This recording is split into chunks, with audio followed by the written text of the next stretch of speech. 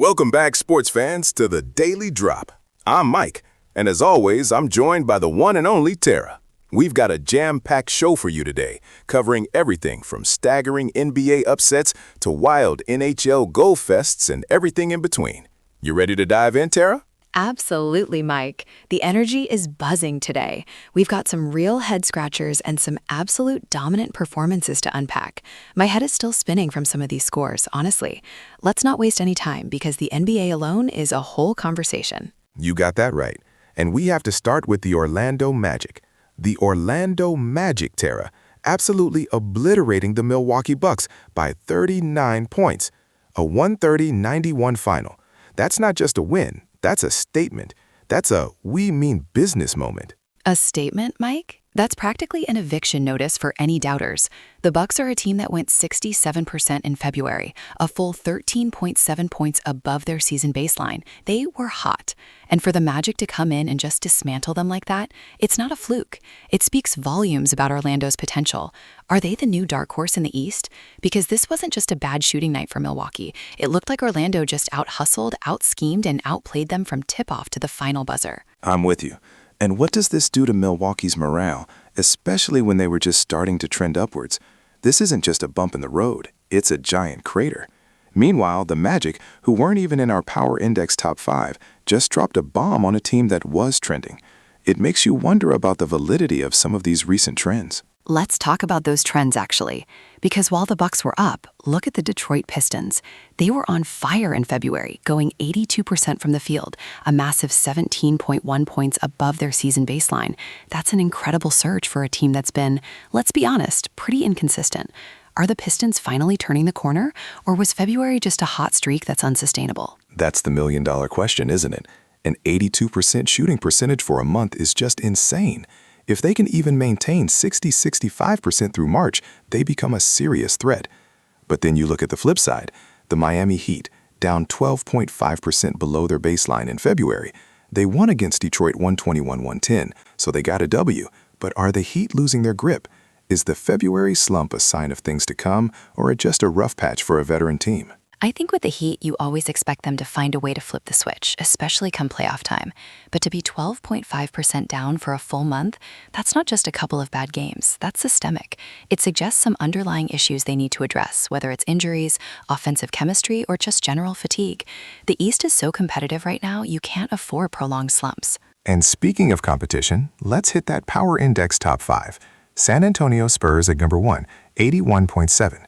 OKC Thunder at number 2, 69.9, Charlotte Hornets, 62.8, New York Knicks, 61.2, and the Phoenix Suns round out the top 5 with 60.2. What jumps out at you there, Tara? San Antonio at number 1 doesn't surprise me. They've been quietly dominant, very efficient, great defense. But Charlotte at 3, that's a huge statement for the Hornets. They've been building, they've got exciting young talent, but to be ahead of teams like the Suns and Knicks in the Power Index, that's a significant jump. I think it reflects their consistent performances and maybe some underlying metrics that suggest they're playing above their perceived level. I'm a little hesitant on the Hornets at 3. I see the potential, sure, but top 3 in the entire league? That feels like a bit of an overstatement for where they are right now. I'd need to see more consistent wins against top-tier teams before I fully buy in. But the Knicks at 4, even after a 110-97 loss to the Lakers, that seems to speak to their overall body of work. The Lakers game was a tough one, but they're still holding strong. Exactly. The Knicks losing to the Lakers isn't a huge surprise, especially on the road. LeBron and AD are still a force, and when they're clicking, they can beat anyone.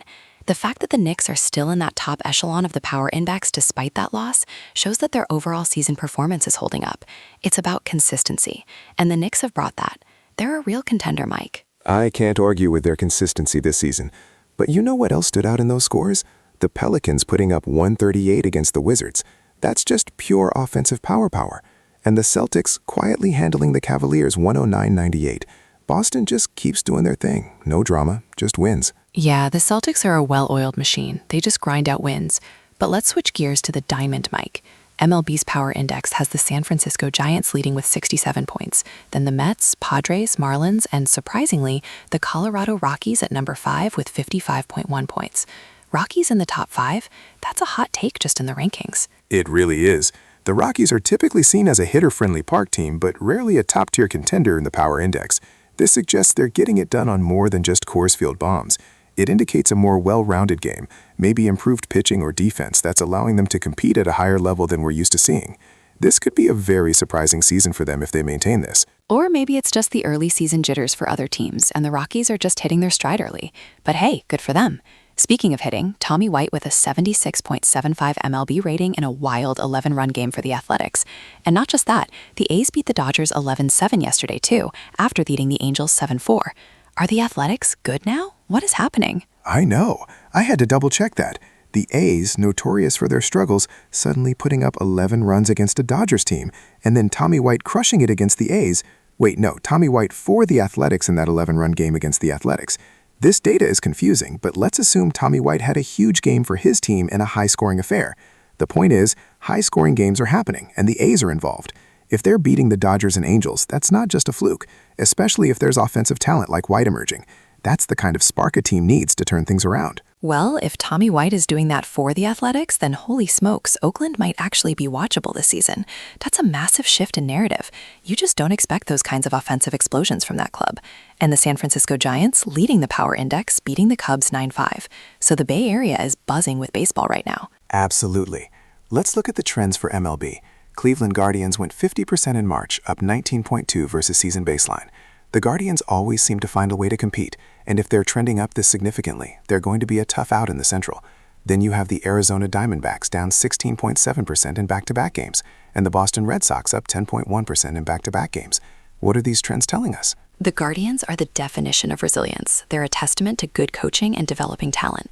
That 19.2% jump isn't just a blip. It suggests a team that's gelling and finding its rhythm. They could be a genuine surprise contender. For the Diamondbacks, that back-to-back slump is a red flag. Are they getting tired? Is their pitching depth being tested? It's something to monitor because consistency is key in the grueling MLB season. And the Red Sox, up 10.1%? After a few rough seasons, that's great news for Boston fans. They're showing signs of life and proving they can bounce back quickly. On to the ice, Tara. The NHL brought us an absolute barn burner yesterday. Tampa Bay 7, Buffalo 8, a staggering 15 goals combined. That's the kind of game that leaves goalies needing therapy. And the Buffalo Sabres are currently number 1 in our power index with 79.1 points. Does this win cement their top spot, or does giving up 7 goals raise some defensive questions? Mike, as exciting as an 8-7 game is for the fans, giving up 7 goals is never a good sign for a team that wants to be a serious contender, even if you put up 8. It speaks to offensive firepower, absolutely, but also to a glaring vulnerability on defense. The Sabres being number 1 in the power index suggests they have been largely dominant, so maybe this was an outlier, a run-and-gun anomaly against a strong Tampa Bay offense. But if it happens again, it starts to look like a pattern, and you can't win a cup with that kind of defensive looseness. I agree completely. You need defense to win in the playoffs. But what about the Utah Mammoth at number 2, Columbus at number 3, Islanders at number 4, and Hurricanes at number 5? The Mammoth are a relatively new franchise, making a huge impact in the power index. That's something to watch.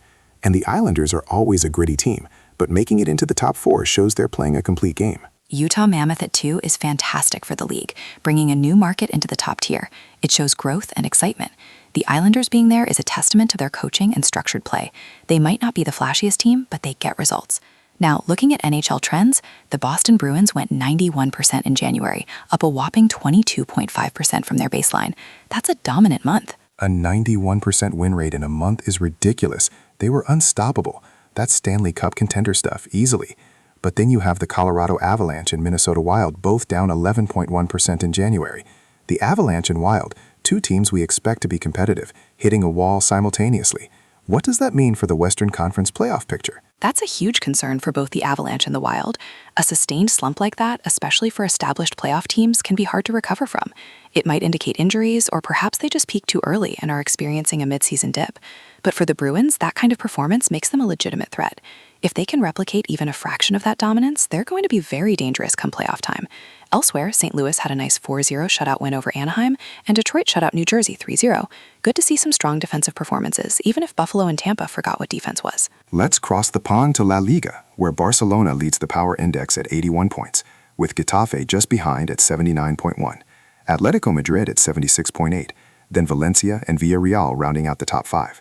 Getafe beating Real Betis 2-0 today is a big win and solidifies their claim as a true contender, not just a flash in the pan. Absolutely. Getafe has been consistently performing at a high level. That 2-0 win against Batiste, who are no pushovers, just reinforces their spot at the top. They're showing real grit and tactical discipline. But the game of the day has to be Valencia's 3-2 thriller against Alaves. 5 goals, back and forth, that's the kind of excitement La Liga delivers. Valencia securing that win keeps them in that top 4 conversation. You know what's interesting too is Villarreal also winning 2-1 against Elche, so the top teams are largely taking care of business, maintaining that separation. It's shaping up to be a fascinating title race between those top 3.